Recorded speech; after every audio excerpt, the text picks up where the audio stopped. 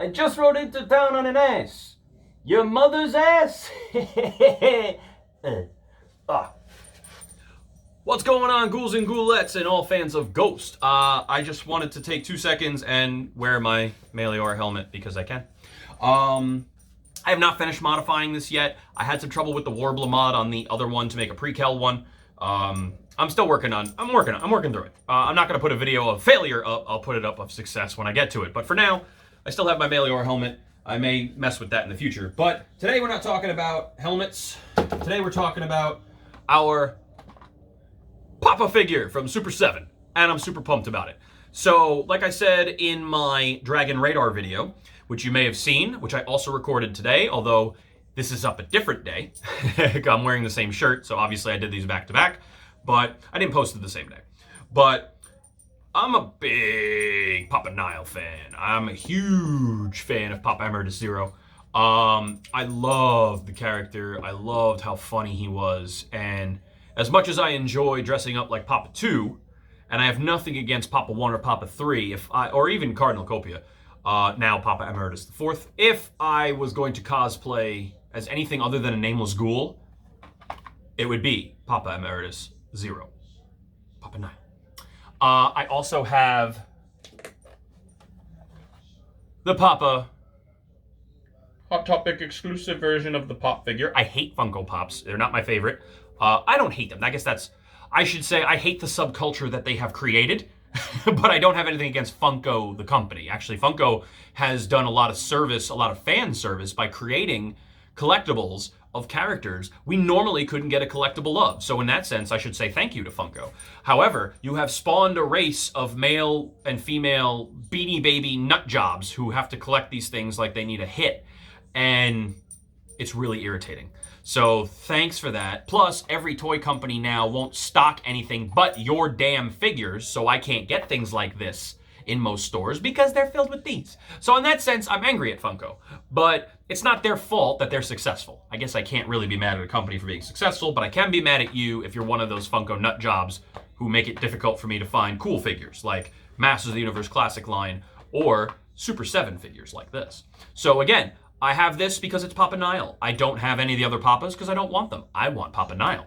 I am getting from Trick or Treat Studios the Papa Nihil miter. Why? Because it's Papa Nihil. And this Super 7 figure is a con exclusive. I do not know how frequently they'll be available post-con, but since COVID said there is no con, they made this available online, and I picked one up immediately. The backer card is humongous. It's more than 4 times the size of the actual figure you get.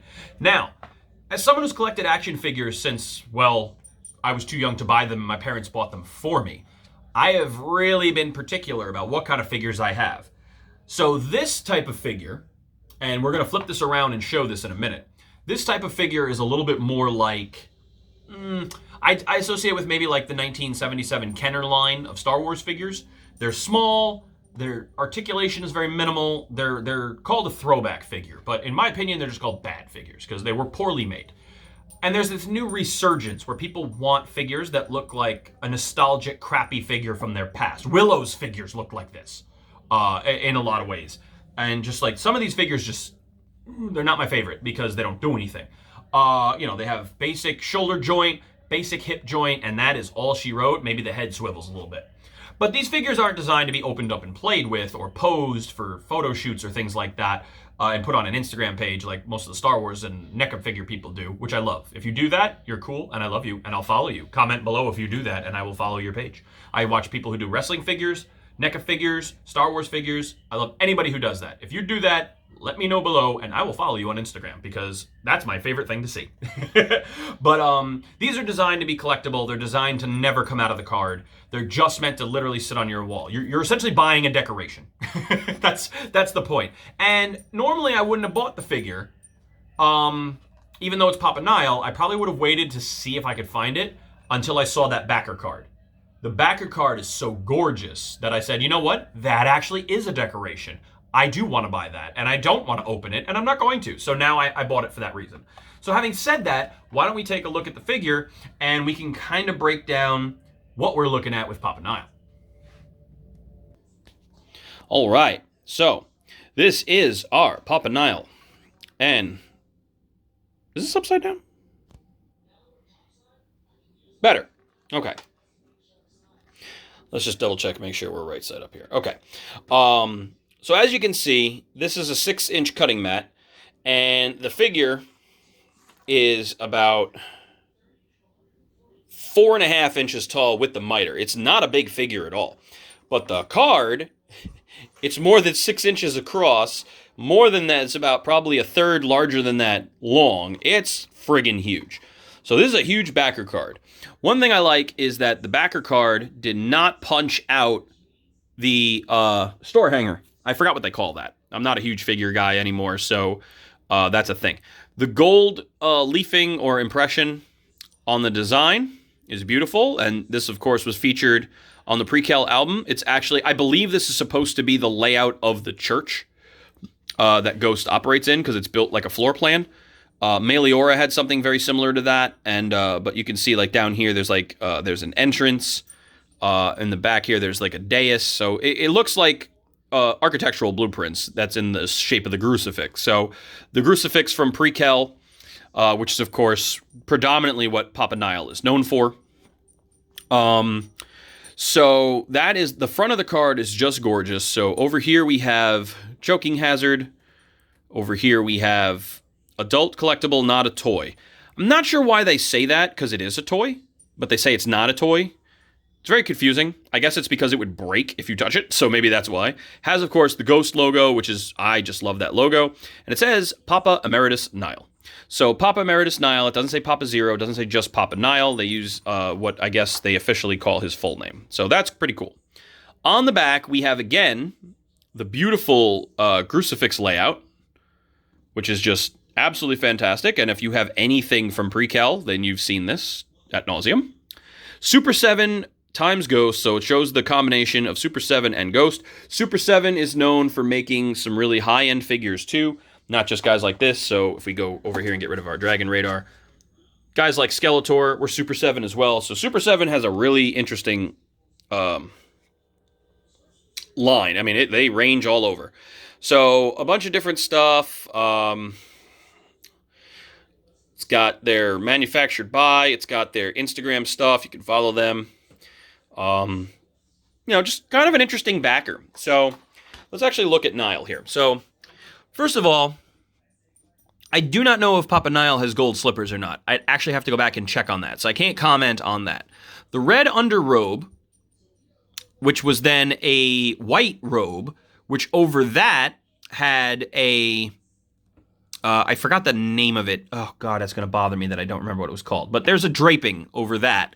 So Papa Nile's costume is 3 layers. So it does look like they kind of got that for the most part. But they made it look like he has arm sleeves and then 2 skirts, which is not actually accurate because the arms and this piece of skirt, they are connected.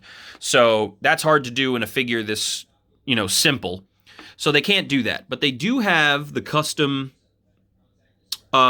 symbols put on, and they look like the right symbols, which is actually kind of cool. So there is on the hand, you see a little dot in there, which I'm assuming is associated with maybe the saxophone. Maybe there's like you put it in his hand type deal. I'm not entirely sure. That could just be a missed paint job thing.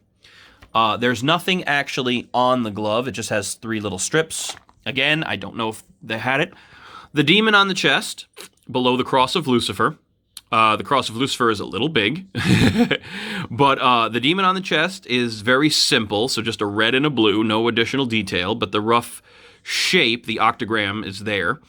And, the basic sliding off of the different parts and things, all very, very cool. So they really actually got a lot of detail in it, and if we wanted to, we could compare it to the Papa Nile Chasuble, that's what it's called. Chasuble. Jesus, I can't remember anything. We could compare it to the Funko Pop if we wanted to, but I think we'll just kind of check out Papa Nile. So the miter's up there, and the miter has a lot of the detail. It is in gold. Gold, shiny, shiny gold, which I like. And so the miter looks great. He's also wearing some aviator shades. over his nice makeup paint job. And then, of course, he comes with a saxophone. So this is on stage Papa Nile. Now, on stage Papa Nile is not the actor who plays him in the webisodes. So on stage Papa Nile wore a mask. It was just another guy who showed up, wore a mask and performed the saxophone from Miasma, but he didn't actually play the saxophone. It was pre-recorded. He was just, pantomiming, which was just a cool addition to the live show. He doesn't come with his oxygen tank or his oxygen mask, which kind of, that's unfortunate, but it's not the end of the world. The saxophone is gold-plated, and it looks really nice. I didn't actually look to see if the model of saxophone matches the actual saxophone that he plays. I don't know what type of saxophone he plays, or what, whether they're playing an alto sax and he's playing a soprano sax, or vice versa, versus what's done on Miasma or whatever. To be honest with you, I don't even know if there's an actual saxophone on Miasma. It sounds like one, but synth is so good nowadays, you can't even tell. So overall, I mean, a really good likeness, really good detail. Actually, let's go get this guy. Now, this guy actually opens, so I'm going to take him out, because I'm not going to display him in his box. What's kind of cool is that in America, this has a Hot Topic exclusive, but in other countries like Australia, it doesn't say Hot Topic exclusive. It's listed as something else, so that's kind of interesting. So let's take Papa Nile out here. So this is the Funko Pop Papa Nile. So you can see the Chasuble a lot more clearly.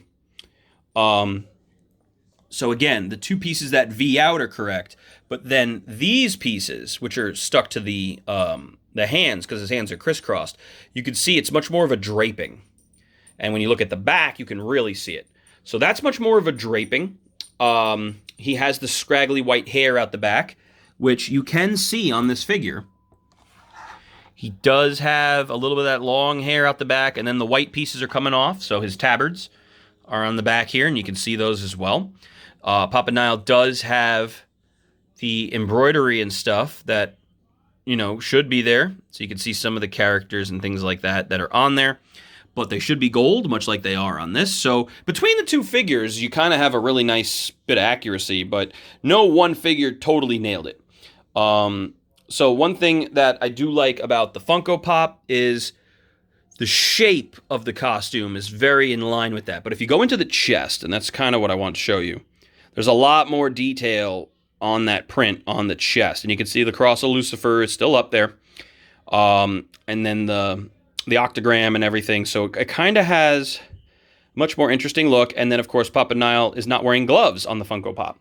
And he is wearing the white gloves, which he does wear on stage here, which leads me to, again, reinforce that this is stage Papa Nile. The shades and the gloves and the saxophone means this is stage on tour Papa Nile. So not the actor, but the performer who wears a mask to make him look old, because he's not actually old. We don't have feet on this Papa Nile, so I do not know about the gold slipper thing. But overall, this is a really cool collectible. And so displaying these two guys together around the miter when I get it is going to look really badass. Like I said, I haven't decided if I'm going to cosplay Papa Nile or not, but if I did, it would be this guy. It would be shades, it would be saxophone, white gloves. I may go to some rituals as Papa Nile. I wouldn't be able to bring my oxygen tank, but I'd probably just have the mask, maybe attached to a camel pack or something that my wife would carry. And if my wife won't go with me, my boss will, because she is super into ghosts now, thanks to me. But yeah, overall, reaction figures, gorgeous, gorgeous card. Love, love, love how beautiful this looks. This will display beautifully. I love the reflective nature of it. It'll look very nice next to the Funko Pop. You can see that, believe it or not, the Funko Pop is actually a taller figure than the one that's in the package because of the height of the miter. So the guy's really small, so it's hard to get a lot of the detail in there. Even though Papa Nile has a smaller body on the Funko, because the head's so damn big, he's actually a taller figure. So kind of an interesting dichotomy. One thing that I did like about the Papa Nile Funko was you could see a lot of the skin tone that you don't see as much of on the Super 7. You do see it, of course. It is there. The black, doesn't fade quite the same way. But again, it's such a tiny figure, you're not going to see that. But overall, I think they did a really good job. You can see the gold detail on the tabards back there on the miter and the gold tips, which, of course, the Funko Pop didn't do. It just left them white, much like it did on most of the miter. So, what's the top of the miter detail looking like? Kind of just looks like they sculpted some folds in there, which is kind of cool. Funko Pop did something somewhat similar. But, yeah, overall, I mean, like I said, it's a collectible. It's not designed to be like the super figure, but pretty cool.